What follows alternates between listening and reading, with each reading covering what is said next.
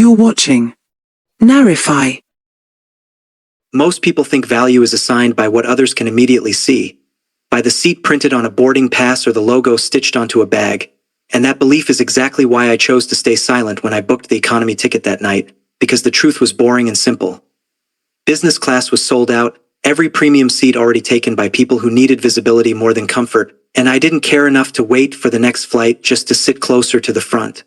But the moment she glanced at the ticket and her smile tightened just slightly, I knew this wasn't about seating anymore. It was about judgment, about how quickly respect evaporates when luxury disappears. Her friend standing beside her let out a small laugh that wasn't meant to be heard but absolutely was. The kind of laugh that says I would never choose this for myself, and she said, "Economy? Wow, bold choice." Like it was a personality flaw instead of a logistical reality. And I smiled because I'd learned long ago that silence is the fastest way to expose people the boarding gate buzzed with. The usual impatience, rolling bags and tired faces. And as we stood there, she leaned closer to her friend and whispered something about how she didn't expect this kind of travel for a vacation that was supposed to feel special. And I caught the word downgrade floating between them like an accusation. Neither of them knowing that the airport they were standing, the one they were quietly criticizing for being crowded and inefficient, operated under my authority, that I had approved runway maintenance, schedules, overseen terminal expansions, resolved delays before passengers ever heard announcements. But I didn't correct them because I wanted to know how they treated a man they believed had no leverage. Once seated, their discomfort turned verbal, complaints about groom, service expectations, how people with ambition shouldn't settle for cramped rows. Her friend saying openly that she would never date someone who booked economy if they had any real future plans. And she didn't defend me. She didn't agree either. She just said, "It's not forever." Like I was a temporary inconvenience rather than a partner. And that sentence stayed with me longer than the flight itself. The cabin lights dimmed and I watched reflections instead of the movie. Watching how easily disdain wears the mask of humor. How embarrassment turns into emotional distance. When the plane landed, her friend rolled her eyes at the wait for the gate, muttering about how this airport clearly wasn't managed well, and I almost smiled at that because I knew exactly which operations delay had caused the backlog. I knew the supervisor on duty, I knew the solution already in motion, but I walked quietly beside them through customs, through baggage claim, letting them assume I was just another man overwhelmed by logistics. When the driver arrived with Apprivate car, they assumed it was a complimentary service from the hotel. Luck again, always luck when it doesn't fit their narrative. And during the ride, they talked freely about standards, about expectations, about how relationships require matching lifestyles, and how love alone isn't enough if one person has to keep lowering the bar. And I listened without interrupting because this wasn't about proving myself, it was about understanding them. By the time we reached the hotel, entranced the staff had already recognized the license plate, already alerted the lobby, already adjusted posture and attention. And still they didn't notice until the doors opened and the manager stepped forward with a familiarity that didn't match the story they'd been telling themselves, because the most dangerous thing you can do to someone who underestimates you is let them finish speaking first. And as I stepped out onto the marble floor of a place they thought was far beyond me, I realized that the flight had never been the test, the airport had never been the test, even the hotel wasn't the test. The test was how they spoke when they believed I was small, and they had already failed it without knowing the results were about to be announced. The moment we stepped into the lobby, the shift was almost imperceptibly at first, like a change in air pressure before a storm. The concierge straightening his jacket a fraction too quickly, the front desk agent lifting her head with a recognition that didn't belong to chance. And still she and her friend walked ahead of me, confident, dismissive, continuing a conversation about how at least the hotel looks decent, and how the flight had already set the tone. Her friend saying she couldn't believe people paid good money to be treated like cargo, and I watched their reflections ripple across the polished floor while staff began moving in a quiet choreography I knew by heart. Radios murmuring, a subtle nod passed from one supervisor to another, because when you've managed spaces like this long enough, you learn that real authority doesn't announce itself, it reorganizes the room. The general manager approached with measured steps, stopped in front of me, not them, and addressed me by name, not loudly, not dramatically, just enough. "Welcome back, sir, we've prepared the suite as requested." And the word suite landed like a dropped glass. Her friend turned first, confusion flashing across her face. Then she turned to me, eyes narrowing, trying to reconcile the image she'd constructed with the reality unfolding.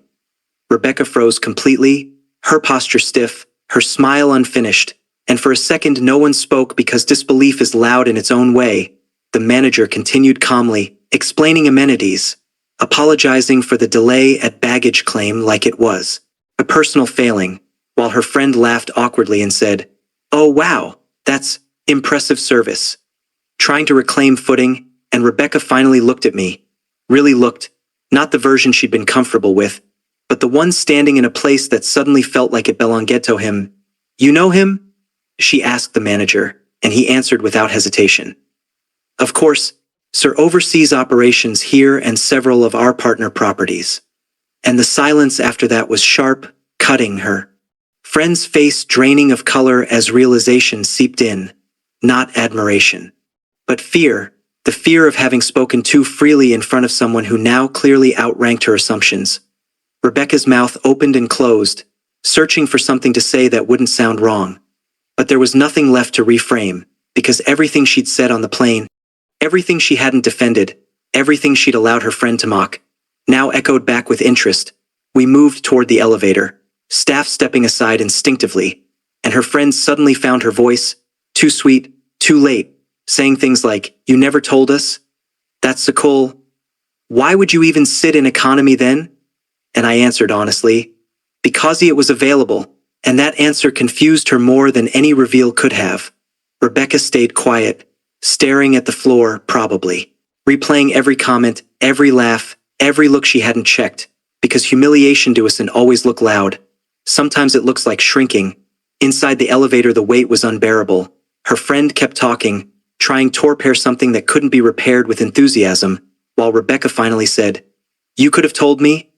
And I looked at her then calmly, "You never asked." And that was the truth that hit hardest, because I hadn't hidden to deceive. I'd hidden to observe. The doors opened to the private floor, the suite larger than their combined apartments. The city spread out beneath glass like a quiet witness, and for the first time that night no one joked, no one commented, because power, when revealed without effort, doesn't need commentary. Her friend excused herself quickly, suddenly tired, suddenly respectful, and when the door closed behind her, Rebecca turned to me with eyes full of something between shame and fear, apologizing too quickly, explaining that she never meant to disrespect me, that her friend was just like that the flight stress had made everyone irritable, and I listened without interrupting because explanations are often confessions dressed as context. I asked her a simple question then, the same one that had been answered in pieces all night. "Would you have spoken the same way if you knew?" And she didn't answer immediately, which was answer enough. She said something about not realizing, about perception, about how she grew up believing certain things mattered, and I nodded, because I understood that better than she thought, but understanding doesn't erase patterns, it just names them. I told her quietly that the flight wasn't a mistake, that the seat didn't define me, but how people behaved when they thought it did define them, and I watch it as that realization settled, heavy and irreversible, because there is a specific kind of pain that comes from realizing you were being tested without knowing it, and you failed honestly, without malice, without disguise, just by being yourself. That night the suite felt too large, the silence too loud, and as she stood at the window pretending to admire the view, I knew the truth had shifted something permanently, not because of the hotel, not because of my position, but because respect revealed too late never lands the same as respect given freely. And the hardest part for her wasn't that I was the airport manager or that the hotel belonged to me. It was knowing that the man she underestimated had seen everything clearly before she ever realized she was being seen at. The next morning arrived with an uncomfortable clarity, the kind that strips excuses bare, and as sunlight spilled across the suite's glass walls, Rebecca sat at the edge of the bed staring at nothing, rehearsing apologies that already felt insufficient, while I stood quietly by the window watching the city wake beneath us, realizing that the real damage hadn't happened on the flight or in the lobby but in the casual certainty with which she had judged a man she thought had no leverage, no power, no alternative. And when she finally spoke it was soft and careful, telling she was sorry, that she never meant to belittle me, that she'd grown up equating success with visibility and had never questioned it, that her friend's words didn't reflect her heart, only her influence, and I listened without anger because anger wasn't necessary anymore. The truth had already done its work. I asked her again if she would have laughed if she had known. If she would have stayed silent while her friend mocked me, if she believed I could stand up and change the room. And this time she answered honestly, tears gathering as she admitted she wouldn't have. That fear of embarrassment had guided her reactions more than respect. And that admission mattered because it revealed the foundation beneath everything else. Later that day, as we moved through the hotel openly, staff greeting with familiarity she could no longer ignore, she watched how authority functioned without arrogance. How people responded not because they were intimidated but because systems rely on trust. And something shifted in here, understanding. Yet understanding doesn't undo instinct, it only exposes it. That evening we sat down and I told her the part she hadn't expected, that I had chosen economy not because I couldn't afford better but because I wanted to know who I was traveling with before convenience intervened. That I had built my life learning how people treat those they believe are beneath them. Because that's where character is most honest. I told her I didn't blame her friend for speaking carelessly, nor even her for staying quiet, but I couldn't ignore what it revealed about the dynamic. She was comfortable with the hierarchy she unconsciously enjoyed. She asked if that meant we were over, her voice trembling between hope and fear, and I answered truthfully that it meant we were changed, that respect delayed is not the same as respect given, and that love rooted in assumptions is fragile when reality intrudes. She asked if there was a way forward and I told her there always is, but not without reckoning, not without accepting that the version of me she had loved was incomplete, filtered through her expectations, and that the man standing in front of her now would not shrink himself to preserve her comfort. We parted quietly after that trip, not dramatically, not angrily, but with the heavy understanding that some lessons arrive only after the cost is paid. Weeks later, I heard through mutual circles that her friend had been fired from a job interview at my airport after making a remark she assumed would gown hard. And I felt no satisfaction in it, only confirmation. Because environments don't change people, they reveal them. Months passed.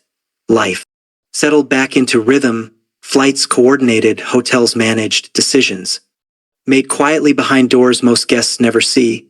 And one afternoon Rebecca sent a message thanking me, not to reconnect but to acknowledge what she'd learned, saying she now noticed how easily she judged, how often she measured worth incorrectly, and that she was trying to do better. I replied kindly and wished her well, because growth doesn't require proximity. And as I walked through the terminal that evening, watching travelers hurry past with their own assumptions intact, I was reminded again that power isn't about seats or titles or rooms with views. It's about knowing who you are regardless of how others rank you, and choosing not to correct them until the moment correction matters most. Because the truth doesn't need to announce itself early, it only needs to arrive on time. And when it does, it leaves behind a clarity no apology can fully undo, only learn from.